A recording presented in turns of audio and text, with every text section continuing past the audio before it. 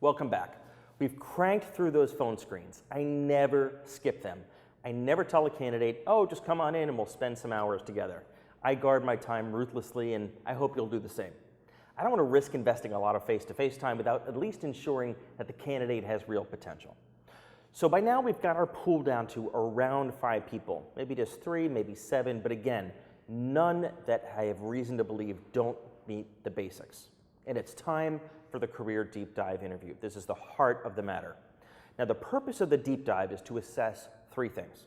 First of all, career achievements. I want to see if they've made an impact wherever they've been. I don't care what company it was, what role they were in, were they an impact player? And there are clues that you'll find that show that they may be a rock star. Second, I want to assess that they've gained the competencies along the way. And third, cognitive ability. Let's define this.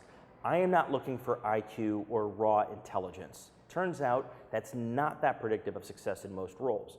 However, what is cognitive ability. That's learning and problem solving. It's the ability to ask the right questions and be open to input and test and iterate and adjust one's approach. That is highly predictive, and this is your time to assess it. Now, who conducts the deep dive interview? Well, it's the hiring manager. That person knows the job best and knows what's needed. I don't delegate or outsource or trust this to anybody. And I love HR folks, people that work in the talent department. They're invaluable to the process. But there's simply no way that they can know the role better than the hiring manager, unless they happen to be hiring someone in HR. Now, the deep dive interview is a great investment of time if I've done my work properly on the phone screen interviews. During this deep dive interview, I'm going to focus on the most recent 10 years of experience. The reason for that is early in my career, I would start at the beginning. Tell me what happened right after you graduated college, and inevitably, I'd run out of time right as we started to get to the most recent experience. So I've learned that if the last 10 years doesn't impress me, they're probably not the right person. So I'm going to ask you to do the same. And now to do that, I allocate 20 minutes for each role. Not every employer, but each role. So if they've had 3 jobs at one employer, that might take up a whole hour by itself. If they've had 4 or 5 roles, it could be an hour and a half to 2 hours. This is a very deep dive interview. Except for students who are right out of school, they may not have any experience at all. Usually 60 minutes is enough for them. Now, unlike some interviewers, I'm a little different. I want to actually put the person at ease. I know a lot of interviewers that believe in these pressure interviews and tough situation and make the candidate sweat. What I found is if I can put them at ease, I actually get the human person as opposed to the candidate person. I want to get the authenticity. So to do that, I actually tell them what to expect. I say, here's why we're here. I'm going to ask you a bunch of questions over and over. There's no trick questions, and I get them talking first. And to do that, I actually say, rather than wait till the end, why don't you ask me a few of your key questions? I'm sure you'd like to learn more.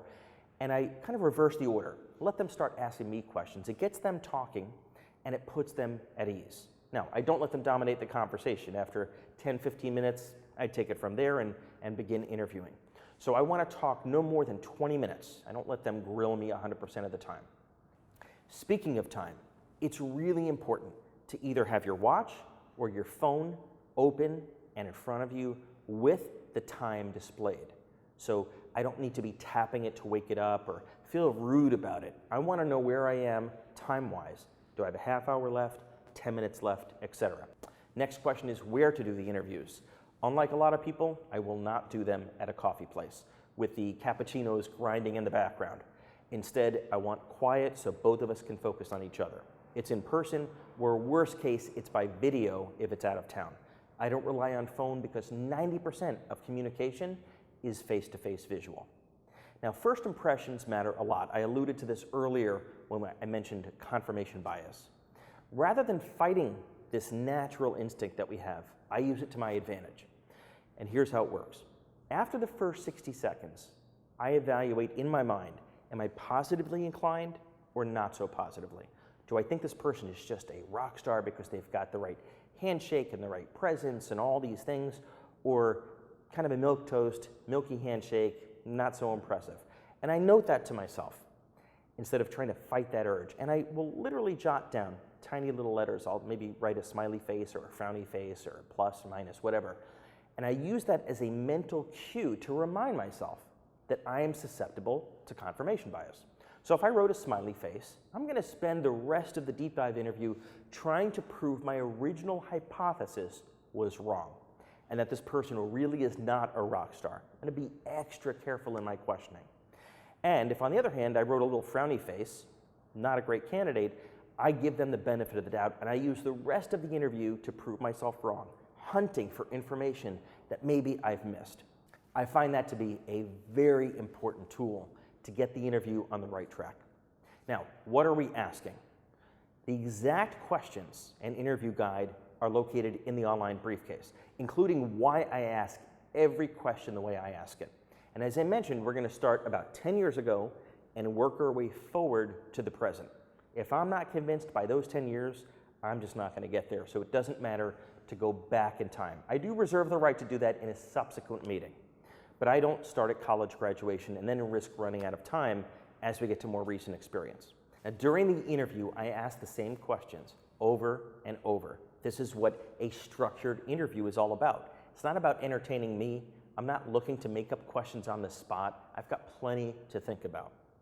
And my ears perk up when I hear a few things.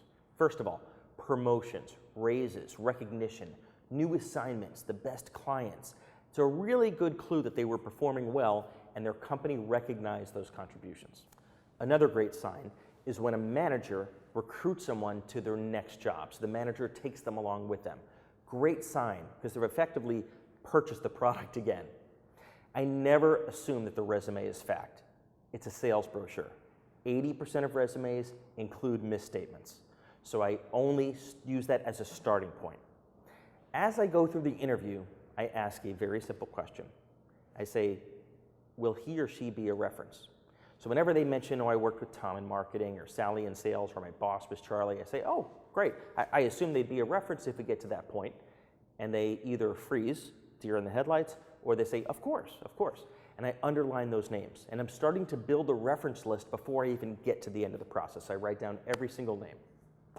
At the end of the career deep dive, I take a few minutes, once we've finished, and I plot a trend line of their career, almost like a chart of a stock price. You know, not everyone is a straight line up, but some are going down, some are arcing up. And just like you don't buy a stock that's falling, you want to hire candidates that are on the upward trajectory of their career. And I do that when it's really fresh in my mind, no more than 15 minutes after they leave the office. So I'll sit down and really map out my conclusions. And I do that with the scorecard, focusing on both competencies and DNA. Now, this was a competencies-focused interview, but I'll still have some thoughts on the DNA, and I'll jot those down. And again, I'm rating from 1 to 10. And I'm assessing their competencies that they've gained in different roles along the way. That's very predictive. I'm not looking to make sure they've done this identical job before. Of course, that would be great if they did, but I'll be looking forever if I limit the pool to just those candidates. Instead, I want to make sure they've picked up the same competencies that I've identified on the scorecard. A rock star candidate combined with a great onboarding program can get them up to speed, and we'll talk about onboarding later. So now, our homework. First of all, get the deep dive career interview and read that from the briefcase online. Second, I want you to be really honest with yourself and write down 3 specific areas where you find that you struggle during interviewing and how you can improve. Do you rush to judgment? Do you ask questions that aren't predictive? Okay, that's the deep dive interview. Coming up next is the DNA interview.